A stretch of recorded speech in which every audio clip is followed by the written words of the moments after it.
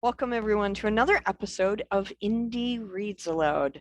As you know, this is a place where we come to hear story from authors all over the world. And today I am really excited because I get to meet a brand new to me author and hear his work. Today, Chris Groote, all the way from Georgia, right? Statesboro, Georgia. Yes, ma'am. Yay, Georgia, I got it right. All the way from Georgia. And he's going to be reading his debut novel, which is a brand new baby novel, just came out in September, right? Yes, ma'am. That's so exciting. I mean, it's Yes, it is. There, isn't that a great feeling when you open the box for the first time and you see that pile of books? Without a doubt. Without a doubt. It's it's right up there with anything else that you can. It's like a litter of puppies on Christmas morning. I've had a litter of puppies right around Christmas. It's not like that at all. It's much better. It doesn't smell. It's much easier. You get a good night's rest. But it is exciting. It is exciting. So Chris Groote is a copywriter, author, ghostwriter, and business coach who left corporate management after nearly 2 decades of making others rich to pursue his own dream of entrepreneurship. And, you know, he's not adverse to getting rich himself. His own adventure into content creation in the private sector began by simply doing the things that clients didn't know how to do. Despite having recently launched his own novel in September, Prodigal Sons, which we're going to hear from today, Chris still prefers to spend much of his time behind the scenes, utilizing the secrets of good copy and determining the best way to paint a picture in the minds of his readers, in the voice of his clients, which I love that turn of phrase, in the mind of readers, in the voice of clients. That's a great, you got to put that on your website. That's awesome. I'm really excited to hear your work today. As I say, one of my favorite things on the planet is to be read aloud to. When I was a kid, going to the library was like going to church, and I was always the first one in the row to hear somebody read aloud. So this is a very indulgent program for me. We'll try to make it as pleasant as possible. I'm sure it's going to be fun. For anyone listening in, I do want to let you know that there is a listener advisory for some violence in this reading. So if you have little ears, you might want to preview this episode before you share it with your little ones. And you can make a decision about how old little is. Not for me to say. In the early 1990s, 4 young men took the law into their own hands in the small town of Graniteton, Georgia. Little would they know the impact those decisions would have on their lives, their families, and themselves.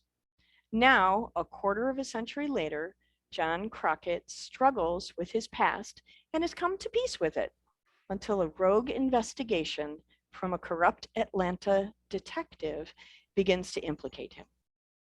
Suddenly, he's thrust right back into the seedy criminal underworld of Atlanta that had cost the lives of his closest friends and his first love so many years ago.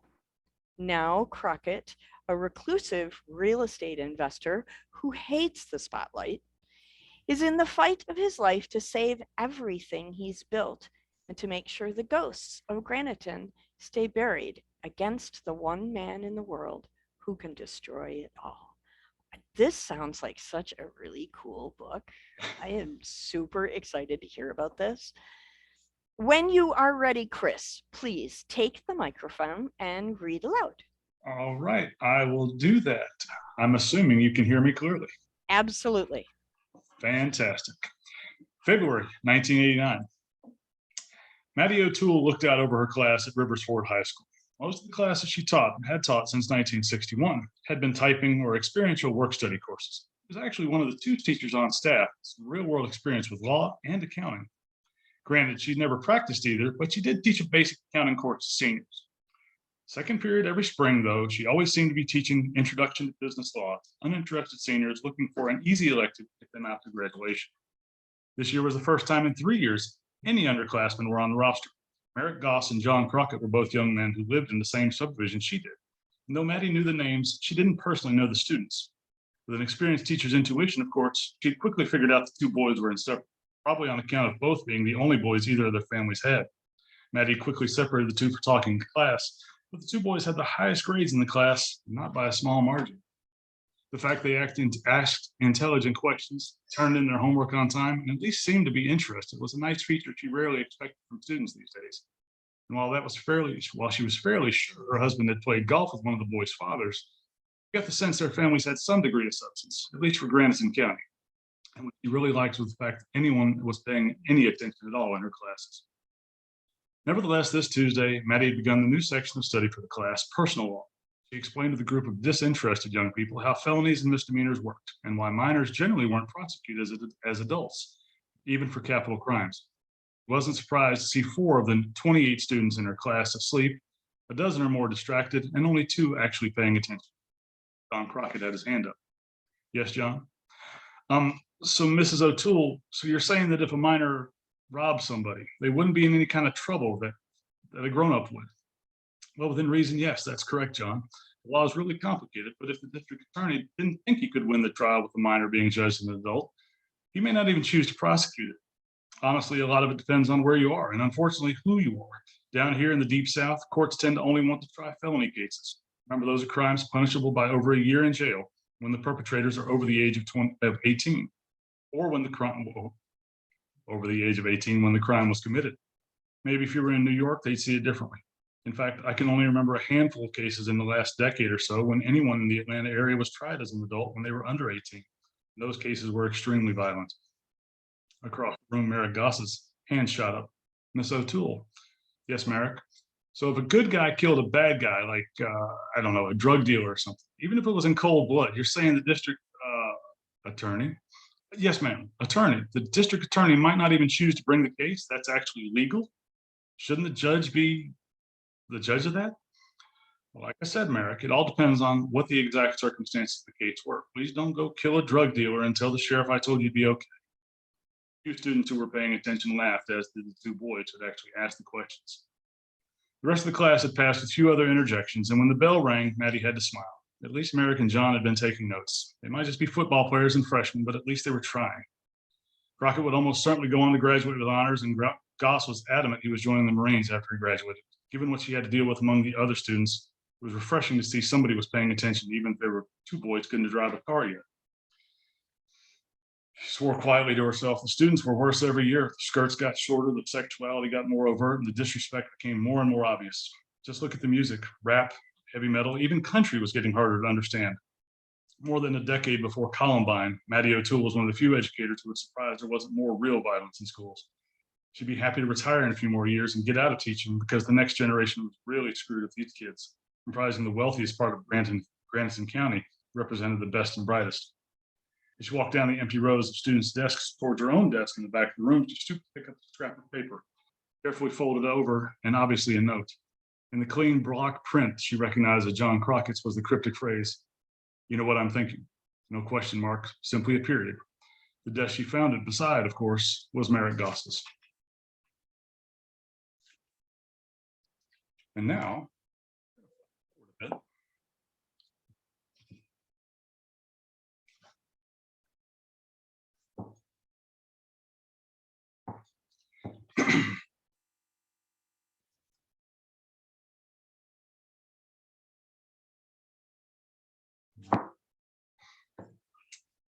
now we're in 2014.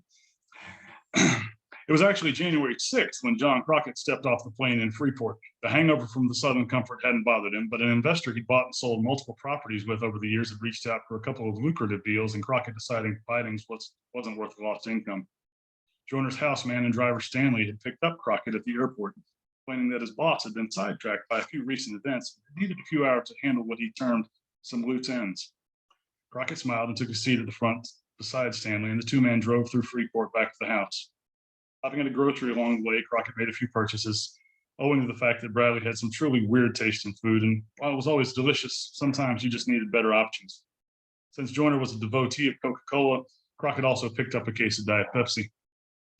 Stanley eased the big car through the gates at Dundee Bay and pulled out into the garage, sternly lectured Crockett to simply leave his luggage and groceries for Stanley and the staff to handle. Mr. Crockett, you know the drill. We'll handle the heavy lifting. Please make yourself at home. Mr. Joyner will be back very soon. You know where everything is.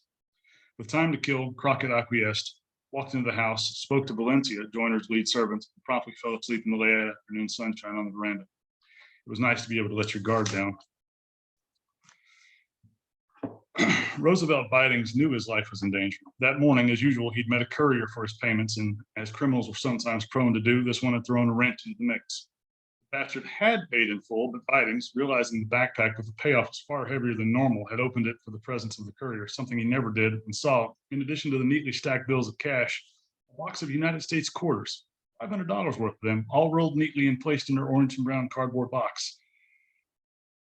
Bidings shook his head and remarked to the courier, "Everybody got jokes today, huh?" The courier shrugged his shoulders and disappeared into the crowd. 2 blocks later, the courier called another man who had intercepted him that morning and reported in. "Your man has the package." The voice on the other end merely said "good" and then hung up. The downside was the damn bag was heavy, so Bidings had simply locked it in the trunk of his car. Seemingly every time he tried to take 20 minutes to run to one of the banks to deposit the cash, something had come up. Didn't really matter. Cash was still cash, even if it was in coins. Early that afternoon, Bradley Joyner had called and asked if the 2 men could meet for an early dinner. Despite the long list of things to get done, he decided it was only rarely a bad thing to have a rich man as a friend. Joyner suggested a restaurant on the other side of town, and Bidings had asked if they could go to one closer to the police department. Joyner knew the place. The 2 men set a time to meet and then hung up. Bidings had gotten to the restaurant. The hostess had taken him to the booth in the back. Joyner was already occupying. The 2 men talked about any number of subjects. Joyner knew many of the local politicians and more than a few hoodlums. After a light dinner, Joyner picked up the tab and the 2 men walked into the parking lot. Bidings hadn't noticed that even though he'd gotten there after Joyner, the man's car was parked beside his. If he'd have thought about it, he would have remembered the spot had been open when he'd gotten to the restaurant. It was at that time Joyner quietly overpowered him, knocked him unconscious, and locked him into the trunk of his own car after taking his phone. Bidings awoke. His head was wrapped in some kind of hood. His mouth was gagged. He could feel cable ties binding his hands and feet together. The car was still driving, and Bidings tried kicking, flailing, and screaming with no success. Only seconds after he'd begun rolling around the trunk, though, the car came to a sudden stop.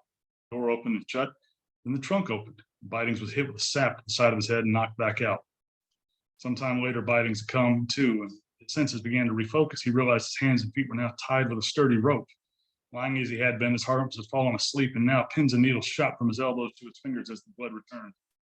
He felt gentle waves rocking what he now understood was the deck of a boat. As he took in more and more information, he realized this boat was moving slowly in one of the many canals along the residential parts of Freeport. Suddenly, he heard the unmistakable lilt of Bradley Joyner. "Well, well, well, Detective Bidings, welcome back." With that, the hood covering Bidings' head was carefully removed, and he was propped up against the gunwale of the boat's hull. Joyner stood over him, perhaps 6 feet away at the helm of the boat. Another man, his back to Bidings, steered the craft. Joyner leaned in close, obscuring the view of the other man. Now, since he was busy piloting the boat, didn't seem too threatening. "I guess you realize we're not going to be asking any more detailed questions about your illicit dealings in Freeport, Mr. Bidings. But just to be painfully clear, you also need to make sure, how should I put it, incredibly focused on each question and your answer to it. I won't ask him a second time." The first faint tentacles of fear began to creep into Bidings' mind, and then the small boat, perhaps only 25 feet, eased out of the canals and began to move into the deeper water of the flats in the southeast of Freeport. The sea was rougher, but Joyner appeared to have no challenge staying balanced, hunkered on the back in front of the bound man. The man at the helm had subtly accelerated the boat, and after only a few minutes, he cut the engines and simply said, 200 feet, Bradley. Joyner smiled and looked at Bidings. "Nice. You know, the waters around here are funny. We were less than a mile over there." He nodded to what Bidings thought was the south. "We could practically get out and stand on the bottom. Over there," nodding the other way, "over 1,000 feet. Falls off quick. Lots of old stuff out here that'll never see the light of day again. So let's talk." His face broke into a broad smile, and he turned his head and spoke to the shadowy man at the helm. "You got the camera going?" "Yep, all set." "Fantastic. Well, Roosevelt, let's start with some basics. Give your audience your full name and your rank with the Bahamian State Police Force." "I will not." Joyner looked hurt. "Now, Roosevelt, that's not very sociable. But I guess you know the rules." Bradley Joyner deftly grabbed Bidings' body with his right arm, leaned the man forward, reached around, and expertly broke the man's left pinky finger. The winds carried away. Bidings screamed. Joyner propped the man back up and cheerfully began again. Okay, we can edit out that little mistake you made, Roosevelt, so let's start fresh. Please state your name and your rank with a BSP. For perhaps 5 seconds, the man sat there. Joyner knew exactly what was going through his mind, and he also knew Bidings would answer the question. They always did. My name is Detective Roosevelt Bidings. Yes, I am an officer with the Bahamian State Police Forces. And your badge number? 516. Good. That's a great job there, Roosevelt. Joyner's tone was the same as a teacher of young children might use with a preschooler who just washed their hands after using the bathroom. Now, could you please elaborate on your involvement with the El Camino street gang in Freeport? El Camino was a particularly violent street gang that had made inroads in the Bahamian criminal scene from the Dominican Republic. The truth was, Bidings wasn't involved with them in any way. He looked aghast. The only thing I've ever done with them was to bust them. I've never taken any money or payments or offered to look the other way for any of them, I swear to God. Joyner smiled broadly in the same tone and excitement, said, "That's awesome, Detective. See, this is going to be as easy as you want to make it." For another 15 minutes, Joyner kept asking questions about dealers and individuals that Roosevelt didn't know. Bidings was beginning to relax a bit. Joyner was something, maybe Interpol, MI6, but apparently none of the illegal activities or people Bidings protected were within the scope of his investigation. Joyner watched the man begin to relax. They always did with the right amount of misdirection and interrogation, whether you were in Sierra Leone, Afghanistan, or Paris. He'd ask a few more questions to finish building rapport and what would subtly assuring Bidings his own illicit activities weren't in danger. And then he'd move in for the kill. Finally, after a few more pointless questions, Joyner sprung his trap. "So, Roosevelt, where's Presley Franklin?" "Who?" Joyner made a faint tisking noise in his throat and broke the man's ring finger in less than 2 seconds later. "Roosevelt, you were doing so good. We have to go over the rules again." Bidings vigorously shook his head. "Good.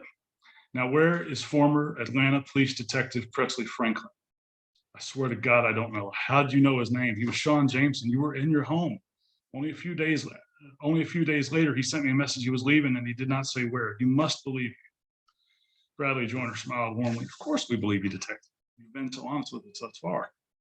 How or why I know Franklin was a dirty cop or his real name, it isn't important to you. What is important is this. How did you meet Detective Franklin?" "He'd come to visit Freeport last fall, and we simply happened to meet. He was staying at a small place on the beach, and I happened into the bar to discuss the matter with the man who worked there. He knew I was a cop. We became friends." He nodded his head. Sometimes coincidence is an interesting thing, isn't it, Detective? So Franklin just happened in the right place at the right time, and you just started chatting about my home.